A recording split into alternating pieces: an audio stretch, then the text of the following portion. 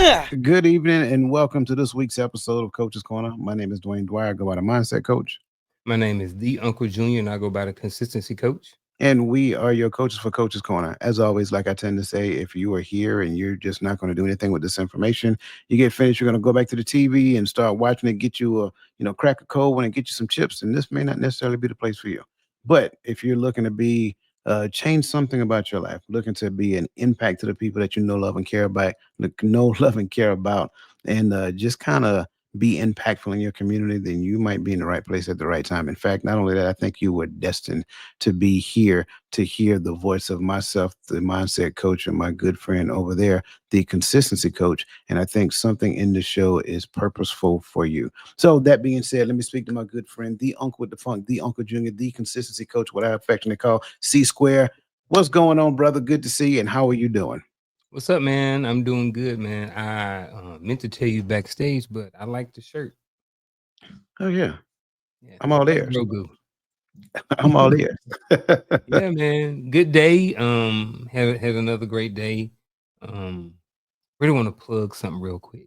Okay. Um, if you did not watch last week's show, go back and watch it. That's all I'm gonna say. Please go back and watch last week's show. It was a really good one. So, but other than that, man, I'm doing real good, man. Glad to be able to be sitting here this afternoon with you and having another conversation about whatever we're going to talk about tonight. So, always looking forward to Tuesdays. Always looking forward to interacting with the chat. Always looking forward to interacting with you and anybody else who may be watching. So I am looking forward to this conversation this evening, and see what and let's and seeing what comes of it.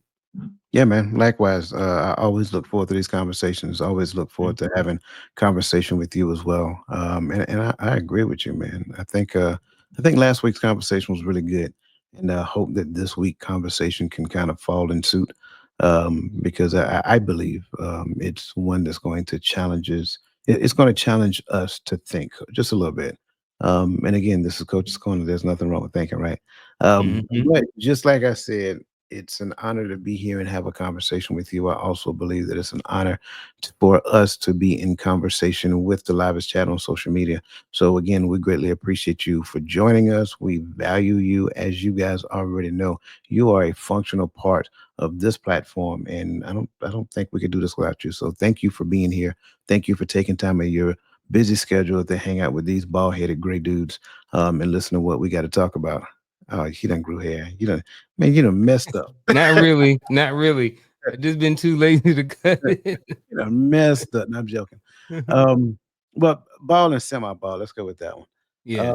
But again, we appreciate you. I can't say that enough. And I don't think we do enough of that in our community.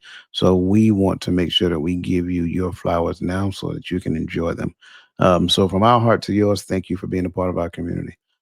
Is there anything else that we need to share, go over, talk about, address before we get this party started, bro? Um, I think I already said go back and look at last week's show. I think we got a good lineup of shows coming up here in the future, so stay tuned on Tuesdays for those. Friday nights on Hearts of Men podcast, bunch of great shows over there as well. So just kind of wanted to highlight those, and then again, just again shout out and welcome everybody again to this week's episode of Coach's Corner.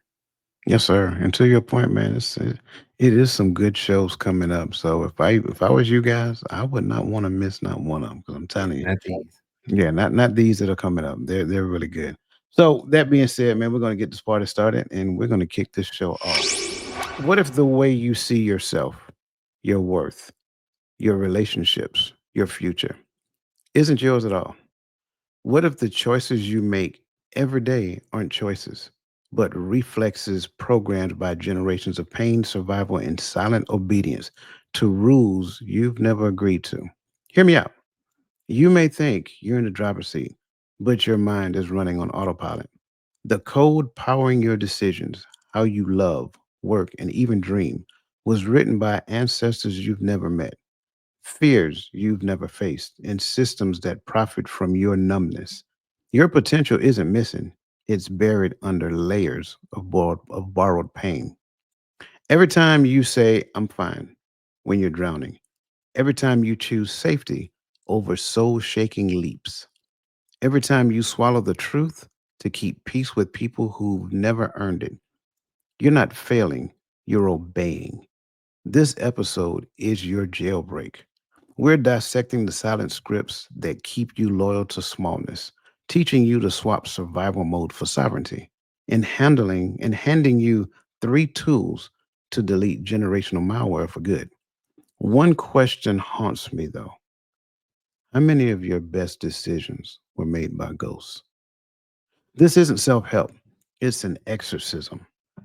Ready to rewrite your code? Your past isn't your prophecy.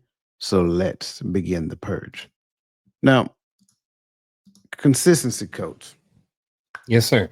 You know how we tend to do because we kind of like we like to set the conditions for the conversation that we are about to have. And this conversation this week is titled, escaping the black hole of broken perspectives. And on my YouTube channel it's titled Empowering Perspectives for a particular reason.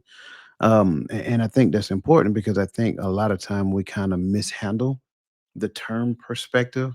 So I think that's kind of like where I want to start. And I'm gonna go a little deeper instead of just describing or explaining or whatever. I want to do a comparison and a contrast between perspective and perception. And I know you haven't done this since college, maybe, right? So it's a it's a little challenge out there, right? Mm-hmm. But I think it's important to do a comparison and a contrast between perspective and perception because I hear all the time that people use them interchangeably. And I'm not saying I hear it from people who tell me that people do it. I witness it. I witness people use perspective and perception interchangeably. So if you don't mind, kind sir, would you do Mm-hmm. a comparison and a contrast between perspective and perception? Like you said, I haven't done any of these contrasts and comparisons college, which um actually wasn't too long ago. It was only in 2022 is when I finished up school. So I'm gonna give it a go. So when I look at, I don't know if this is gonna actually compare and contrast, but the way my mind works and the way I think, this is probably how it's going to come out. May come out a little bit different. All right. So when I look at perspective and perception, I look at perspective as being a broader scope, a broader picture. So it's like, that's based off of your values, your upbringing, your experiences. All of these things kind of determine, your perspective on life, the big picture of life. And then I think when it comes down to perception, that's how we interpret things in the moment. So, if something happens, I'm interpreting, this is my perception based off of the big perspective of everything else. So based off of my big picture, based off of my perspective, that's how that's how my perspective is going to be in the moment. Um that's kind of where my mind went. It's not necessarily a compare contrast, but it's kind of, I guess, showing the kind of the differences between the two, if that makes sense. And I hope I did it a little justice. No, no, you're good. You're good. I like what you said. Um, I think I will say it like this. Not that anything you said was wrong, by the way. Hmm. Um, I can't honestly talk about perspective or perception if I don't necessarily talk about the operating system that drives both of them. So there's a mindset that I have. Like let's just talk simple terms. The Hmm. brain sits behind your eyes, right? And so your eyes is the lens that you see the world in, right? Now, of course, what you think is in your brain. That's one thing. But let's go a little deeper because your automatic thoughts aren't triggered just simply by your brain, it's triggered by your subconscious memory. So now, given the concept of the mind, the whole aspect of who you are, when I look at the world, what I see is governed by what my subconscious mind is saying to me at that time. So as I'm looking at the screen, and I know some people have done that already, they looked at the background and said, "Oh my God, that's red back there." And then they keep looking, then they see the red, and there's something behind it's moving. They can't really see it, and then next thing you know, okay, that's dark red over in that corner right here. And then they say, real bright red over in that corner right there. That's perception, right? This is your perception of it. Mm-hmm. Some people may say red, some people may say burgundy, some people may be colorblind and say, I don't know what color that is. Like all of that matters because it's the lens in which you're receiving from the world. So what you receive goes in that same operating system and it translates it, right? So now that's my perception of the thing because my translator, after the information came in, decoded it and put it in my language. Okay. When I look out and I see certain things and I share my thoughts on how I see the thing or whatever that looks like, that's my perspective of the thing. So information out be perspective, which all goes through this operating system here. Information in is perception. And so the comparison between the two is are both are governed by this operating system, our subconscious thinking, things of that nature. The difference is whether or not it's what I'm throwing out in the atmosphere or what I'm receiving in the atmosphere. So my perspective is what I throw out, my perception is what I receive in. And that spot is I hate to use this term, but please don't be offended by it. Anybody out there in the YouTube sphere or whatever sphere it is, that's about as simple as I can make it when it comes Mm-hmm. down to perspective and perception. Did that make sense? Did confusing about Um, it wasn't confusing. It was different. Um, because I was trying to understand, one's going out and one's going in. Um, where do and then you also talked about the mindset. So does and I don't know if this is even an accurate question to be asking. Does mindset determine our perspective or our perception, or do our perception or perspective determine our mindset? Like, which one comes first, or does it matter? You know what I yes, mean? Do I need to work on my mindset, and that's going to dictate, my perception on certain things or my perspective, or is my perspective on certain things going to dictate my mindset, which is going to in turn, you know what I mean? So I do. it's like where does almost, I guess, in a sense, I want to say, if someone is trying to work on, or we're just maybe not even work on it, but if someone's trying to get a more of a better understanding about how to have more perception or perspective about certain things, where should they start? They start by unlocking the mindset. When your mindset is fixed, there is no perception on the planet that's going to change it. Once that person determines to decide that they're going to unlock it, and then they unlock it, now they are open to receiving information. They're open to receiving something outside of what they know. They're open to their perspective being challenged. They're open to their assumptions being challenged. But until they unlock that mindset, it doesn't matter what information they put out in the atmosphere, what information comes in. It's always going to go through that same operating system, and that operating system is locked. So it doesn't matter what it is. And I give you a perfect example because I don't know how it was for you when I was growing up. The man was always holding us down. You know what I'm saying? Oh yeah. And it didn't matter what it was. It was the man holding you down. And I ain't never seen a man. I ain't never seen the man a day in my life. But that was always the example. And so it didn't matter what we talked about. Oh, that's Hmm. the man always trying to hold you down.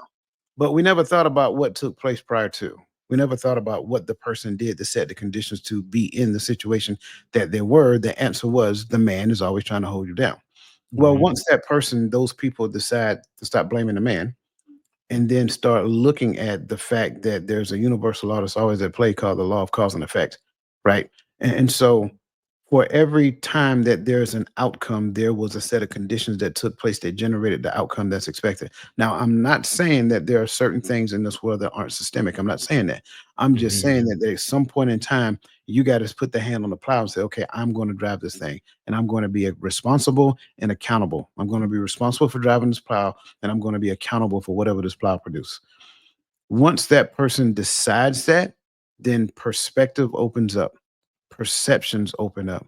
And it's like, even when sharing perspective, they're not solely fixed on what they're saying and what they're believing, not not to such a degree that they can't receive new information, new feedback, and consider what they're saying as being possibly true.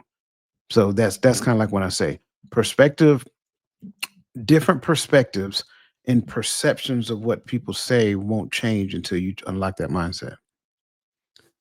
If I may, I would like for you to add something else to the conversation before we continue, right?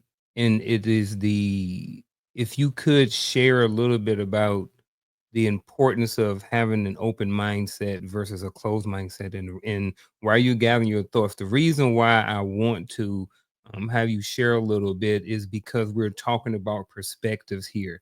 We just started off with talking about perspectives versus perception, and then you kind of hit on a little bit about that. And I think that in order, when we're watching all of these episodes, when we're on here on Tuesday night and Friday night and Saturday night and on TikTok and all these other different platforms, and we're sharing and stuff like this, sometimes people are hearing information for the first time, and some people are going to automatically cut it off and say, no, it's not like that, it's like this. And I think, like you said, sometimes people can get stuck, and they in what's the word, they hurt themselves, or they prevent themselves for gaining access to more clarity and more information because they have that closed mindset. So can you kind of share a little bit about the importance of, if it is important, to have an open mindset about especially when we're talking about perspectives. Absolutely.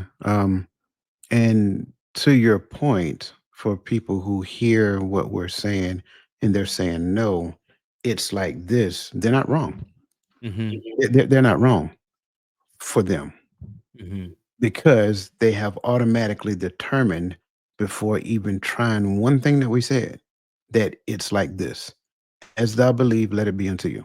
So when it comes down to an open mindset versus a fixed mindset, an open mindset considers that anything is possible, not necessarily shutting down anything before considering it and actually trying it themselves. A fixed mindset is exactly what you just heard. They'll shut it down, they'll forget it, whatever the case may be. When you have an open mindset, you will be open to challenges. Not only somebody challenging what you think and how you think, but also challenging what you do and how you do it. So when you hear people, especially when you say certain things like, "Well, I was just watching you just now, and I just seen it. It appears that you did this thing." And that person responds, "No, I didn't. No, I didn't." Closed mindset, fixed mindset. Mm-hmm. They didn't even consider that the other person was actually looking at me. And my initial response is, "No, I didn't."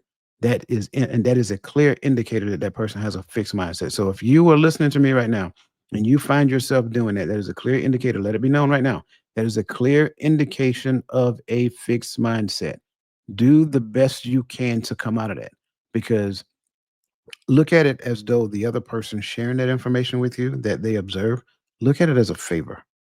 They're doing you a favor by telling you something, and you're not even considering that everybody has blind spots. So if everybody has blind spots, that means that other people can see things about me that I can't see. The immediate response of "No, I didn't," "No, I don't," whatever the case may be, where you're portraying that you don't have blind spots and you know everything there's to know about you. And it won't be, it's only a matter of time before people decide that they don't want to talk to you.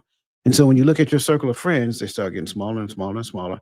And then the ones that stick with you, they don't necessarily, have those depths of conversation with you because you're not open to it. So a fixed mindset literally is like a one-way ticket to the rat race. That's kind of like the best way to say it. It's Groundhog Day every day for that person because they have a very rudimentary style of living and they're not open to anything they're doing or anything they're saying or anything they're thinking being challenged. On the other hand, if you have an open mindset, you're 100% to open to everything. Now, you can choose whether you want to do it or not, and there's nothing wrong with that. But you're open to entertaining the thoughts that someone is sharing with you. You're open to entertaining the ideas. You're open to what someone tells you that they observe about you, and then you actually consider it yourself. You're looking to be challenged. You're looking to grow, and it becomes clear and obvious. So that's kind of like what I would say. I think like if you really want to experience the best version of your life, look at having an open mindset and open it as far and as wide as you possibly can. If you're just content with the way things are right now, have a closed mindset, have a fixed mindset, and stay right there. Did you say that if you are not having in-depth conversation, that you probably have a closed mind? I did because there's a natural fear there. There's Yeah. a natural fear that you may not necessarily want to be that vulnerable. Number one. Mhm. Or number 2, that you don't want somebody to be that transparent with you. Mm. And so a lot of times people with fixed mindsets, they'll avoid depth of conversation simply Mhm. because at the end of the day, they may not want to hear it. They may not want to hear what somebody else got to say. They may not even be open to what somebody else. So that doesn't even promote an environment that says let's have a depth and breadth of conversation. Yeah. Yeah. Scary, but Yeah. true. Yeah. Okay, okay. I like Amen. that. Yeah. And listen, I love how this conversation started off already. We ain't even on question 1 yet, are we? We ain't even got the question one yet. We just Listen, started. if you guys are listening, so far, I'm telling you, like, hit this. If you're not a subscriber right now, subscribe. Like, don't waste another minute. Put your cursor in the lower right hand corner of your screen. Find that YouTube icon. Put your cursor over it and hit subscribe. Not only that, hit the notification bell and select all. That way, you know every time we go live. If you have not hit the like button yet, hit the like button because it's about to go down. So that being said, I think I want to kind of start off with like what is called the hidden code. I'm sorry, the hidden code hijacking your choices. Soon as I get my screen right over here, there we go. The hidden code hijacking your choices. Now, I think this is key because you kind of started hearing some of it already. Societal systems install unconscious scripts like hustle equals worth or vulnerability is weakness that hijack your perception of possibility. These act as mental malware, narrowing your focus to survival, not legacy. So I kind of want to ask this question and then I'm going to throw a scenario at you. What does a virtue passed down through generations, silent endurance, relentless sacrifice? Um, when does a virtue passed down through generations become a prison sentence for those who inherit it? Looking at this, I think if we're looking at, I'm a boy, right? So I'm gonna speak on some things that I've heard as a young man, and even now still on social media. That is, put your head down and just grind, just suck it up and just keep pushing on through. You know what I mean? And I think in certain situations that's okay. I think it's good to have that mentality when you're working out, when you're pushing through something, when you are studying for a paper or something like that. I think at certain times it is okay to push down, to put your head down and just grind through, but not for that to be the one of the bases of your existence is to put your head down and grind and in a sense, silent endurance, suffer in silence. You know what I'm saying? So I think that when you have when Paul did that and he passed it down to our dad and then our dad passed that thing down to us, and I think that that can have a prison sentence because now you're going through life putting your head down, grinding, not sharing anything, not getting that stuff off of your chest because it's just put your head down and grind. Shut up, pay the bills, take care of the kids, take care of your wife, do what you're supposed to do, and don't worry about all the other stuff. You can worry about you later on, And I joke around and said that, I'll sleep when I'm dead. And I mean that, but I really don't at the same time. I say that as to say that, there are some other things that I could be doing, pretty much maximizing the time that I do have when I'm awake.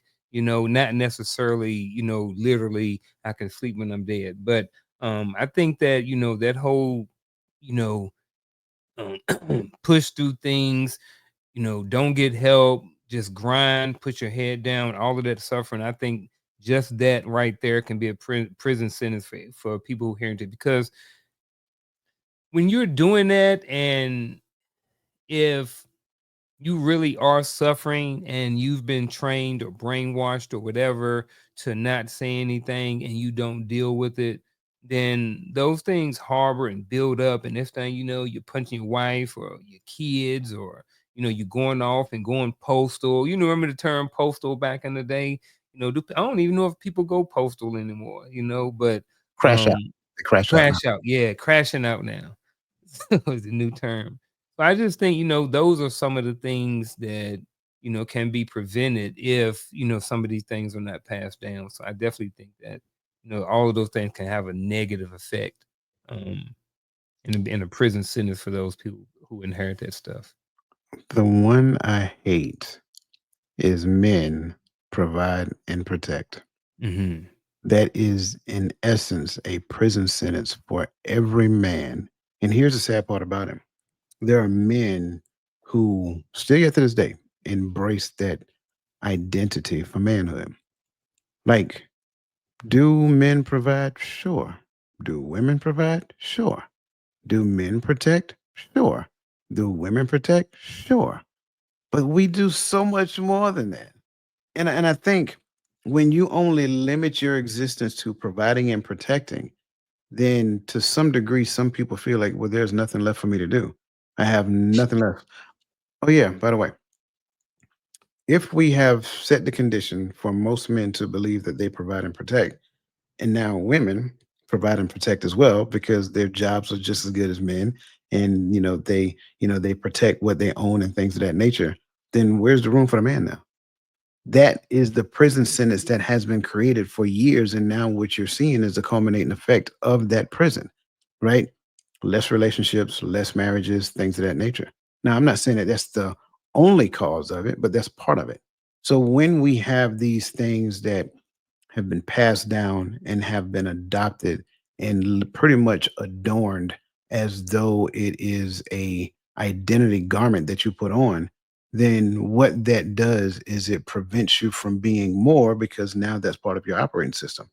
And again, as long as I go to work, as long as I bring the check home and I pay the bills, I can come and grab the remote and sit on the TV and watch Al Bundy just like Al Bundy all evening long, right? But how do you show up in the house? Like, how much time are how much conversation are you having at the dinner table if you're still eating at the dinner table? How much conversation are you having with the children? When it comes down to certain things that they're dealing with, how involved are you when it comes down to this? And I'm speaking from somebody who had that identity at one point in time. Like, that's like, I really embraced that identity when I was younger because that's what I knew. And so I think, in essence, for all of us who only embrace that as their identity, that was a prison that we were in. And it took a lot of us years to realize, like, wait, I'm not just that. I'm actually more than that. I was created to be more than that. So then you get to the point and you recognize, like, oh, I was only a shell of a person because this is all I seen myself as doing. And to some degree, it's almost like it's all you see yourself as being capable of doing as well. So that is a very scary thing. And that's just one, right? There's several others out there. But then I also want to kind of venture into the second question as well, because I think I'm gonna skip this particular scenario because I think these questions are pretty insightful. How might someone's loyalty to inherited survival strategies sabotage their ability to recognize opportunities for radical abundance? Now, this question kind of brings in the perception concept as well. And if you don't mind, I go first on this one Go because ahead. I would tell you that I've had some very strategically placed relationships in my life. Um, And one young man that comes to mind in particular, Sean Perry. Sean Perry, if I was never on rear detachment in third ACR back in 2012 and was a part of his rear because he was the deputy commander, rear detachment commander. If I was not the part of his staff, then he and I never would have developed this relationship. And that relationship from 2012 to 2025 still exists to this day. And there have been some things that he's shown me that if I had not been open to, I would have those opportunities would have passed me by. And so when you have a loyalty to an inherited strategy, and I give you a inherited survival strategy that is key, time equals money. It does not. When I learned years ago that time is infinitely more valuable than money, it blew my mind out the water. So if that's the case, because this is my mind working back then, because I love I don't stop when I get an idea. I just keep going down a rabbit hole. So if time is infinitely more valuable than money, then why am I giving you so much of my time for the money that you offered me? Even though we may have negotiated to a certain degree, you agreed within the scope of what you had already planned to negotiate with me for. So me giving you my time is less. It's more valuable than I'm trading it for. And you know it to be that. That's why you're willing to pay me that. When I learned that, it was like, whoa. So it doesn't really matter how far up the corporate ladder I climb. The only thing that matters is that time is infinitely more valuable than money. And until I understand that, until I accept that as a reality, I will keep giving you my time, not necessarily realizing that I might be getting a paycheck that you're giving me for the time that I'm giving you to produce whatever it is that you asked me to produce, but what you're paying me is no way close to the value of my time that I'm giving you. And I'm saying my time, strategically for this conversation for you guys who already know how I feel about time. So I'm just putting that out there. One of the biggest issues, one of the biggest inherited survival strategies is time is money. Yeah.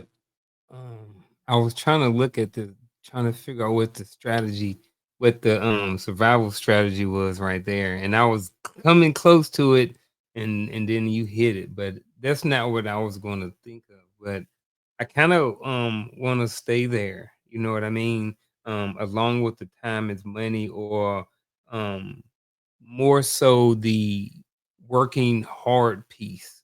You know what I mean? Like we were always taught work hard, work hard, work hard, work hard. And in certain areas, that's okay. Again, if you are, going to college, yes, work hard. If you are working out, yes, work hard, but not just work hard just to be working hard with no outcome or no goal or anything like that in mind, just to be working hard, just to be working hard because grandpa said work hard and dad said work hard, but you working hard, but you have a closed mind, so you're not open to hearing that there is a different perspective or perception about working. So when you are stipend or you're stifled by that mindset, that survival strategy of working hard, and you don't get out of it, it can, like you said, it sabotage your ability to recognize opportunities. Because a lot of times I think when people have that mentality of work hard,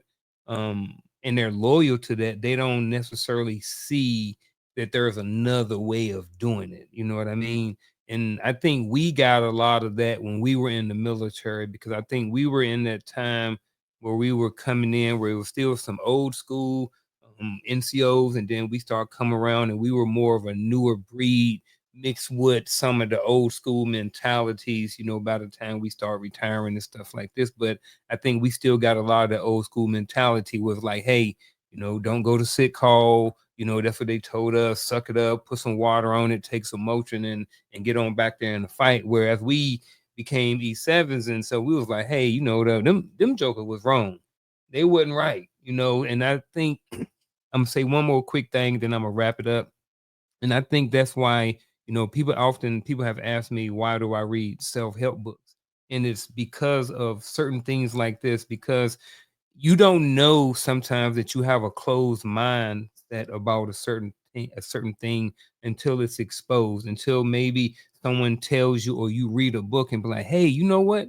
That's how I am. You know what I mean? It may be the first time you've seen it. So the the practice of looking at reading, investing in self-help things, and information can help you be more open-minded about certain things and help eliminate, or at least help um eliminate some of the inherited survival strategies that we have that are sabotaging some of our lives. Yeah, I love that, and I want to kind of make sure that I touch on the radical abundance piece. Back Hmm. to both of them, because working harder does not get you paid more; it just makes you more tired. Hmm. Um, you know, trading time for dollars. At the end of the day, imagine, and I think a lot of people are experiencing this or have experienced this to some degree. Imagine if I could redeem my time, and I'm using these particular terms intentionally. Imagine if I could redeem my time, how much more valuable it would be. And I think that's the key, right? So when it comes down to certain opportunities, you will miss those opportunities because you feel that you have to be in somebody's job working 40 hours a week, things of that nature, and not necessarily realizing that, you know what, you can actually be open to larger opportunities when you actually grow out of that mindset. So I kind of wanted to take that and kind of springboard us into why society needs you to be compliant. And I think this is interesting because cultural norms is engineered to prioritize systemic control over individual thriving. It mimics ancient idolatry, demanding unsustainable sacrifice in exchange for false security. And you'll get a lot of that with, like, the mindset of like overworking, or even as far as emotional stoicism is another one that I throw in there. And so I think when we start considering stuff like this, like what seemingly normal behavior, and I give you two examples: chronic busyness and self-deprecation, do people cling to as a moral badge, unaware of its relic of generational trauma? Here's where I'm gonna start with a small story, if that's okay. All right, so this is Sicily 1922. No, I'm just playing. Shout out to the Golden Girls. Um, Back in the early, I was stationed at Fort Hood. Shout out to my boy Cam Hines. When we were in the same unit, he was a warrant officer at the time. I think I was an E5 or an E6, and something that came up. We were going to the field and all of these different things like this, and he had brought us in on a Sunday. After no, he had brought us in Saturday, and we had to do stuff, and then come Monday, Chief Hines at the time pulled me aside, and we had a conversation that he had got pretty much chewed out by the battalion commander, because pretty much the battalion commander had told them, hey, I was here on Sunday. Where was you at? And he was like, I'm at home with my family. And pretty much the commander was like, well, as though that may be, pretty much, I'm paraphrasing, pretty much like, if I'm here, you should be here too. And the commander even mentioned the fact that, maybe he is sacrificing time with his family and stuff like that. I think he had a little girl at the time, but the mission comes first and stuff like this. So I think in the military, we have this mindset, and even civilians, they have this mindset that you have to work all of these extra hours. You have to come in super early. You have to come in before everybody. You have to be the last one to leave. And if you're not doing that, then you're not a team player and you're not going to get promoted. These are the things that you have to do in order to move up to the next level. But that ain't fair, because just because I'm coming in early and staying late don't mean I'm actually doing anything. I done seen a whole bunch of people sitting around doing nothing. I didn't stay late a whole bunch of times as a private, a young sergeant and stuff like this. And I'm like, man, why are we still sitting around here waiting on somebody to make a decision? But they want to stay around all day long for whatever reason. So, before I get too much on my soapbox, I think that's one of those normal behaviors, you know what I mean, that that people do. Um, and man, anybody got time for all of that? Because that ain't no moral badge. And I will say this, just to be honest and transparent, I fell into that trap. I'm not. I fell into it. I did it. Because I thought that that's what I needed to do in the military at certain stages in order to get promoted. Um, but as I look back, I've heard I will say this and then I'll move on. I heard we had a general, matter of fact, we was at Fort Hood one time, and he pretty much paraphrased and said that if you can't get everything done between the time you come in and 16:30, then two things. One, you got too much stuff on your plate and you need to delegate some of the stuff down, or two, you need to work on your time management. So um he was not for coming in early and staying late all night long and keeping soldiers from their family. So Yeah, I think I was there during that time, to be yeah. honest with you. I will say this. There are some people, a lot of people, to be honest with you, that have more loyalty to their jobs than they have to their family. Mm-hmm. I will say it like that. We did a TikTok live a couple of weeks ago, and I told a story about Tyrone and Tamika. And Tyrone and Tamika was getting ready to go on a date. And if you don't know, Tyrone and Tamika are my ghost characters that I use in every story. And so Tyrone was going to pick Tamika up. They had reservations. He told her what time he was going to be there. But when he got there, she wasn't ready. So he had to wait on her to get ready. So, Tyrone was a little agitated by this time. And, they got in the car and they were leaving. And Tyrone was like, well, what took you so long? We late. I hope we can still get our table, whatever the case may be. And Tamika said, it takes time for us to get ready. And then Tyrone asked a very interesting question after that. He asked, are you always late to work? And Tamika had no response. She just rolled her eye and acted like he didn't say anything. Because the answer to that question is no. You're not always late to work. Now, I use Tyrone and Tamika as an example, and this is not a shot at women, but what I would say is that what we need to do collectively, if we have a job, whatever level of loyalty that we have to that job, we need to have a higher sense of loyalty to our family.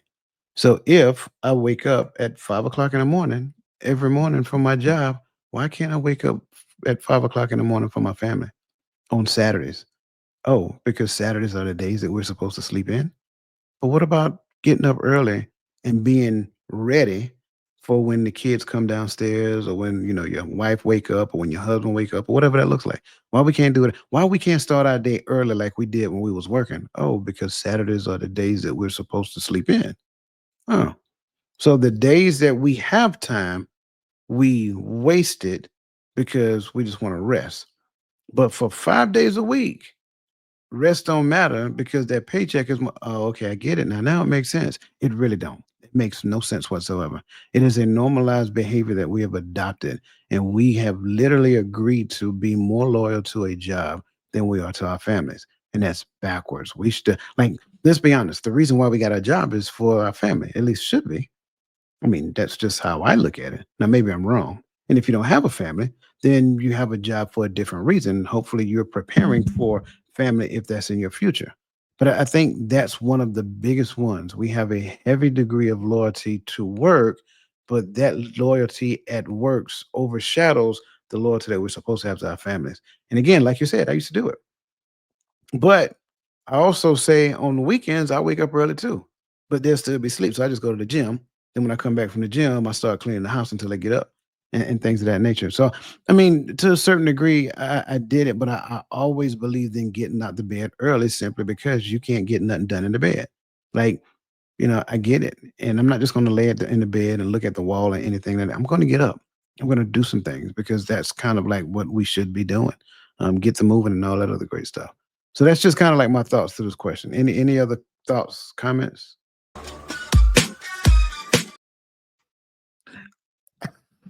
Not the dance. It was a bunch of nuggets in there. And the one that really stood out to me was that whole getting up early on the weekends. I do that, but I don't necessarily do that for anybody else other than me. Now, I will get up in early sometime, tap Shell on the button, but like, get up, let's go to Waffle House, and she ready to go.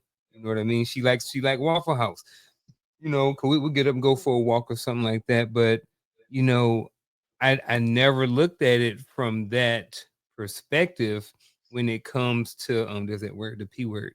When it came to doing that, because we'll get up early in the morning to go to work. 6 o'clock, we up, we got our makeup done, we got our nails, hair, we got everything ready, got our lunch packed, everything. And we be on time because we know there are some huge consequences. But like you said, when it comes to our loved ones picking up homeboy, we ain't there. And then even when it comes to the weekend, what do? We like, oh man, I gotta get my rest. Why do we gotta get our rest? And we rest so we can be rested when we go back to work. You know what I mean? And that's bass backwards. It's like, hold up. Getting Mhm. up early on the weekend makes a lot of sense because, like you said, I can get up early, I can take care of some things, and then when the husband or the wife wake up, now we can go do something. We can hang out. We can spend more time together and stuff like that. So, um, I never heard that perspective before. So, I definitely, I got that out of there. So, if y'all missed it, then hey, gotta pay attention. Yeah, I give you another one as I start to bring up the next one. Hmm. If I work at a job and I got to come home and decompress, that might be an indicator that I don't need to work at that job because when I get to work, I don't have to Stepping on people's decompress. toes today, All right, coach. that's what we do on Coach's Corner, right? We When I do. go to work, I don't need to decompress from home. So why would I get home? I need to decompress from work. Mm. That might be an indicator that that job, hate to say it, that job might be unaliving you slowly. Um, so we're gonna move forward. Legacy versus Okay, survival okay. paradox. escaping, escaping generational gravity. Now, scarcity mindset, and I can talk about this one. Oh my god. Scarcity mindset isn't just emotional; it rewires neural pathways, shrinking cognitive bandwidth for visionary thinking. Survival mode is a neurological trap masquerading as wisdom. Now, this one, I just want to dive straight into the scenario, bro. Uh-oh. Because this one I think is good, and I gotta read it to you because it was too much for me to put in there. So I'm gonna keep it scrolling, and then I'm Alright. gonna start reading. Um, Paya, Priya, I'm sorry, Priya inherits $200,000 and immediately invests in real estate, despite wanting to start a nonprofit. Her grandparents survived genocide and hoarded resources. Priya later says, "I felt sick buying property, but security mattered most." Question that I have for you, fine sir, is wait, do I have Priya's question up here? I do not, but you know what? I'll read it to you. That's fine. Um, the question for Priya is why does Priya's investment feel emotionally conflicting despite its financial logic? Again, the question is why does Priya's investment feel emotionally conflicting despite its financial logic? A, guilt about generational wealth and privilege. B, her brain's amygdala prioritizes ancestral survival hoarding over legacy building. C, a lack of confidence in nonprofit sector. Or D, ethical objections to real estate markets. Read A and B again. A, guilt about generational wealth and privilege. B, her brain's amygdala prioritizing ancestral survival over legacy building. C, a lack of confidence in nonprofit sector, and B, ethical objections to the real estate market. Imma say A, but my gut's saying B, but Imma go with A. Your gut would be right. It is. Now you good. It is B. A scarcity Uh-huh. mindset isn't rational. It's a neural hijack. Priya's grandparents' traumas wired her brain's fear circuits to equate risk with extension. Security soothes the survival brain but starves her legacy.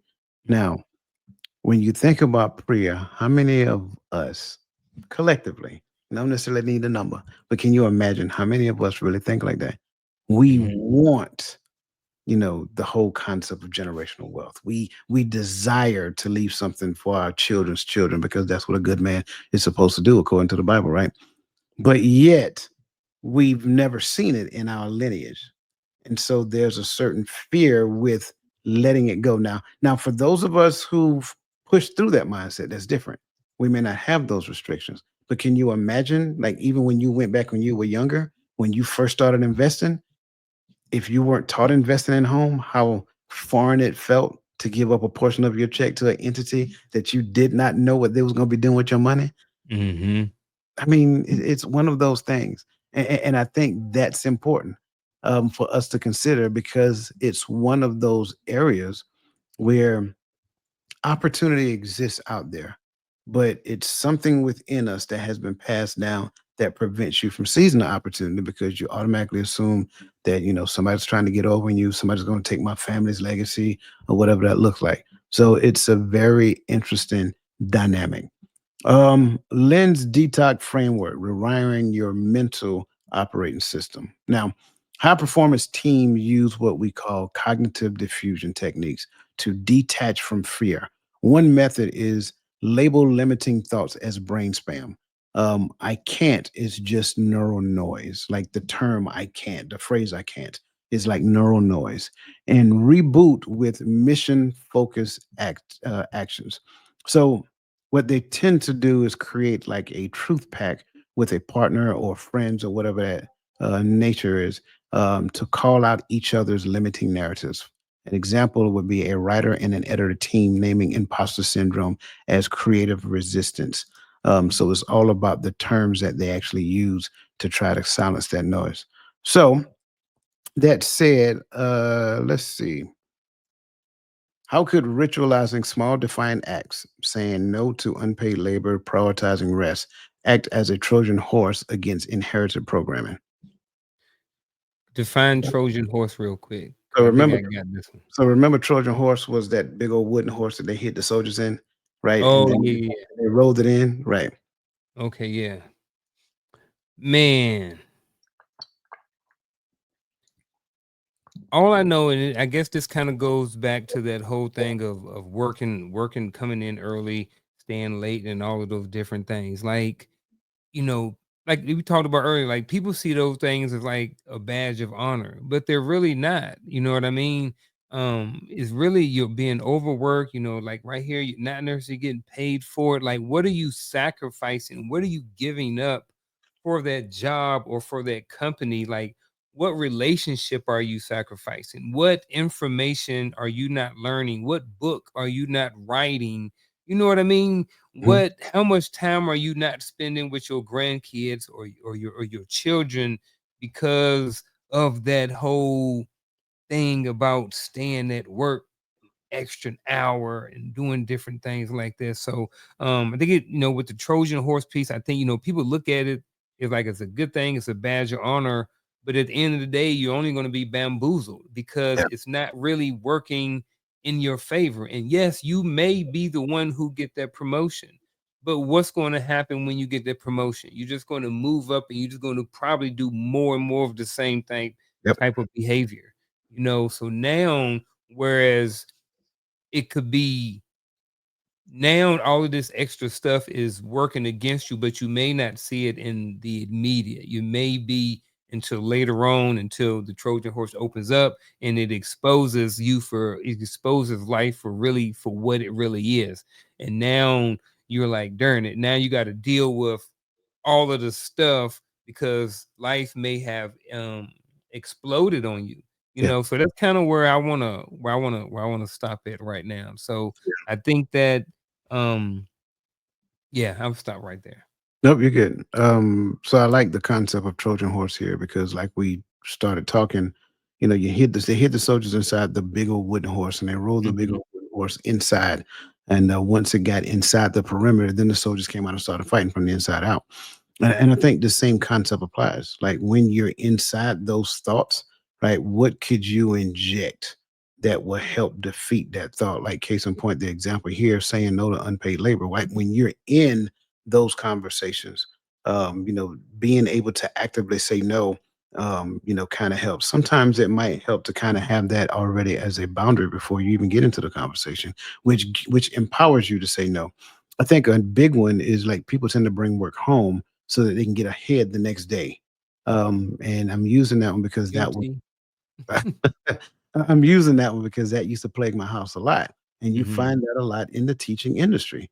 right? They do a lot of work outside of work so that they can be ahead the next day because apparently their teacher's planning period isn't really teacher's planning periods. So, but what happens if you became that person? Say, you know what? Work is work and home is home. So when I go home, I'm not working. So if I don't get it done, I just don't get it done.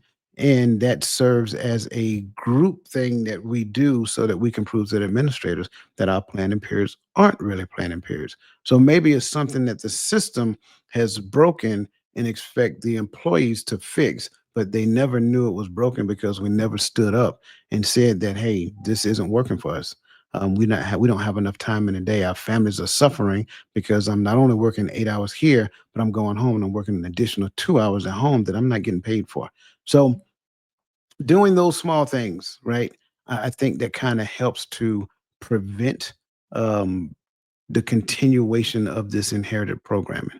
And that's just my thoughts on that one. Last section: Okay. hyperclarity mapping, covenantal. I can't get it out. Visioning, visionary. Okay. Um, Trusted allies aren't just cheerleaders; they're cognitive mirrors, reflecting blind spots and aligning your goals. Covenantal partners, mentors, accountability groups function as neural GPS systems. And I think for this one, I'm going to dive straight into the scenario. And I still didn't put the question up, but that's okay. I'll read it to you again. Um, Elena, a startup CEO, Elena, startup CEO, relies on her COO, Chief Operating Officer, to challenge her blind spots. After a layoff decision, her team criticizes her coldness. The COO warns, your families never show weakness. Script is alienating everyone. Right? And I say it again. Your families never show weakness. Script is alienating everyone. What generational idol keeps Elena from seeing her leadership blind spots? A, fear of empathy a fear of empathy being exploited, a script mistaking vulnerability for incompetence, overconfidence in her entrepreneur instincts, lack of emotional intelligence training, or indifference to team morale. I ask him again.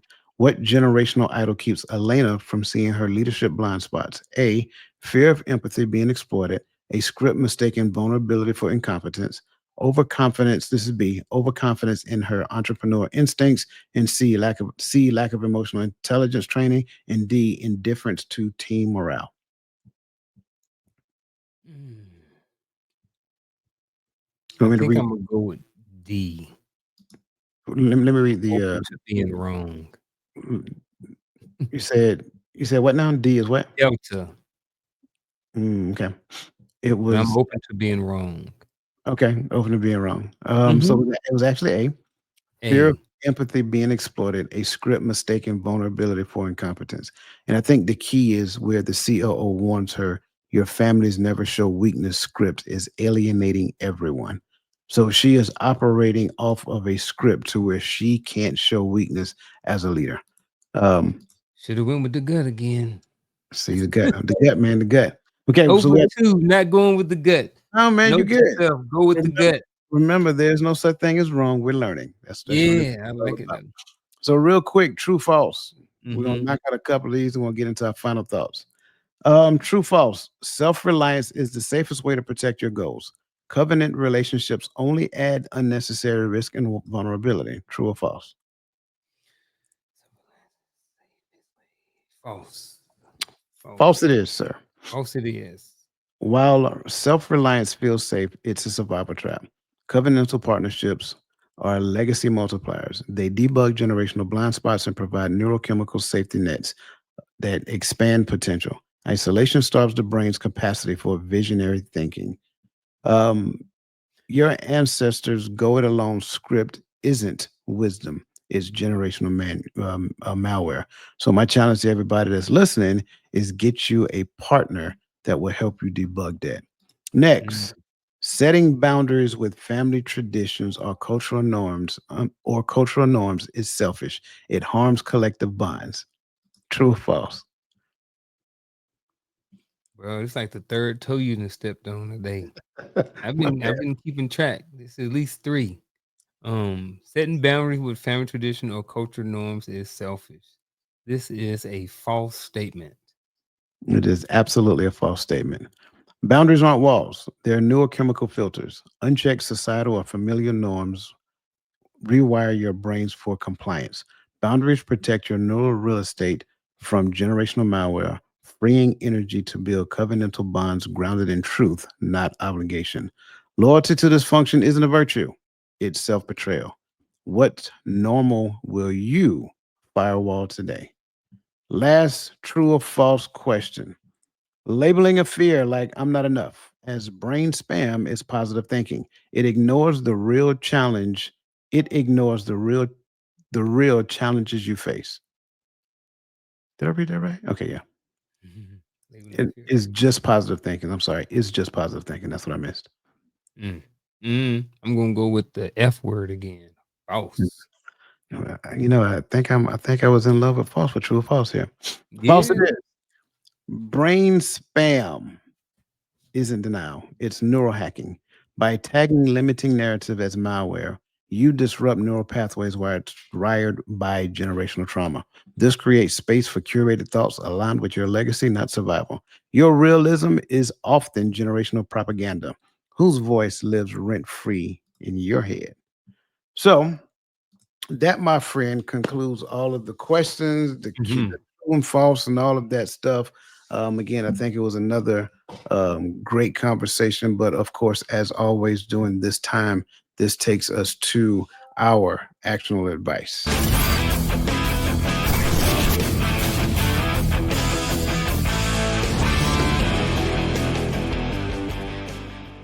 All right, ladies and gentlemen, I think this was another great episode.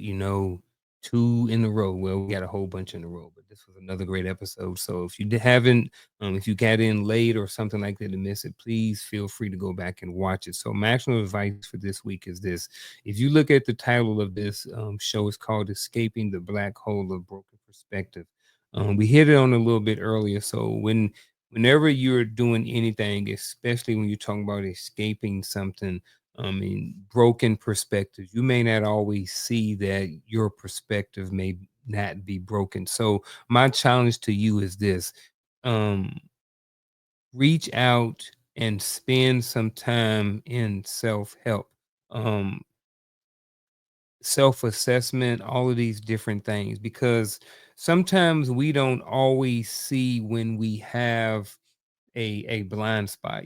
Coach talked about that earlier. So when you're open to the idea of learning more about yourself, through self-help books and self-help podcasts and shows like this and different things like this, and then you have an open mind about it, I think that's very key too. So with this title and having an open mind about different things, then I think that's a good place to start. So I kind of rambling a little bit. So that's my actual advice for this week. Have a good one.